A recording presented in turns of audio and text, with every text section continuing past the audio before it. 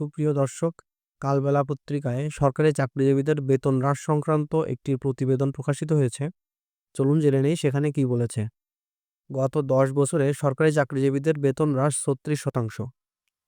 একটা ইংরেজি দৈনিকের 25শে ফেব্রুয়ারি 2024 তারিখের একটি প্রতিবেদনে উল্লেখ করা হয়েছে, দেশে বর্তমানে মোট সরকারি চাকরিজীবীর সংখ্যা 15,54,297 জন। এর মধ্যে প্রথম শ্রেণী তথা নবম গ্রেড থেকে প্রথম গ্রেডের কর্মকর্তা মাত্র 43,336 জন, যাদের বেতন 33,000 টাকা বা তার বেশি। দশম গ্রেডে কর্মরত প্রায় 1 লাখ চাকরিজীবীর বেতন 24,000 টাকা বা তদূর্ধ্ব। আর বাকি 11 থেকে 20 গ্রেডের 14 লক্ষাধিক সরকারি চাকরিজীবীদের বেতন 20,000 টাকার নিচে, যার মধ্যে অনেকাংশেরই বেতন 15,000 টাকার মতো, যা বর্তমান জীবনযাত্রার ব্যয় খুবই অপ্রতুল এবং মূল্যস্ফীতির বর্তমান হারের সঙ্গে পুরোপুরি বেমানান। 2015 সালে প্রদত্ত পে স্কেল অনুযায়ী 20তম থেকে প্রথম গ্রেডের বেসিক 8,250 টাকা থেকে 78,000 টাকা পর্যন্ত, সর্বোচ্চ বেসিক 78,000 টাকা। বেসিক শুনতে বড় মনে হলেও এই গ্রেডে 200 জনও বেতন পান না।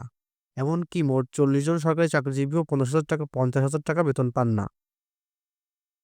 বাংলাদেশের স্বাধীনতার পর থেকে প্রতি 5 বছর অন্তর অন্তর একটি পে স্কেল প্রদান করা হলেও সরকারি চাকরিজীবীদের এই বেতন কাঠামো গত 1 দশক ধরে অপরিবর্তিত রয়েছে। সবশেষ পে স্কেল ঘোষণা করা হয়েছিল 2015 সালে। তখন একজন প্রথম শ্রেণীর কর্মকর্তার যোগদানকালীন বেতন ছিল 33,000 টাকা, তা সেই সময় প্রায় $423 সমান ছিল। কিন্তু বর্তমানে একই বেতনে ডলারের দাম $270 নিচে নেমে এসেছে, অর্থাৎ 36.19% বেতন হ্রাস পেয়েছে। কারণ 2015 সালে ডলারের গড় মূল্য ছিল 77.87 টাকা, যা বর্তমানে 122 টাকারও বেশি। অর্থাৎ একজন প্রথম শ্রেণীর কর্মকর্তার 2015 সালের বেতন ছিল 33,077.27 সমান সমান $423, যে বর্তমানে যা $270.69 হ্রাস পেয়েছে। একই সময়ে স্বর্ণের দাম বেড়েছে 3 গুণেরও বেশি। 2015 সালে স্বর্ণের দাম ছিল 39,000 টাকা, যা বর্তমানে 1,39,000 টাকায় পৌঁছেছে। অন্যদিকে প্রায় সব ধরনের নিত্য প্রয়োজনীয় দ্রব্যের দাম বেড়ে 300 থেকে 400% পর্যন্ত পৌঁছেছে। এই অবস্থায় সরকারি চাকরিজীবীদের ন্যূনতম চাহিদা মেটানো সম্ভব হচ্ছে না।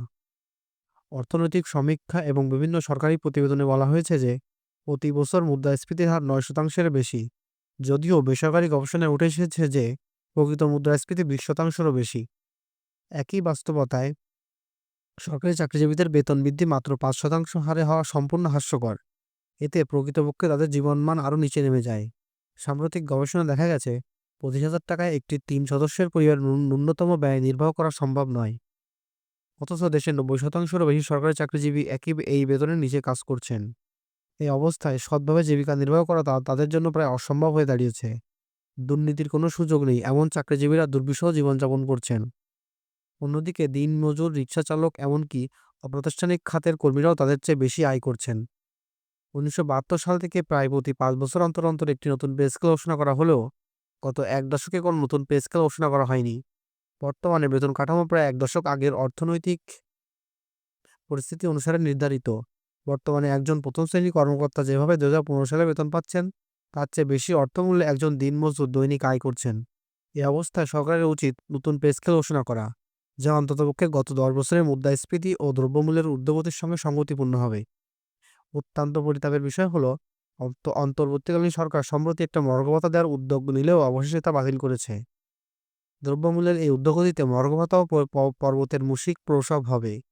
এখন দরকার একটা নতুন পে স্কেল।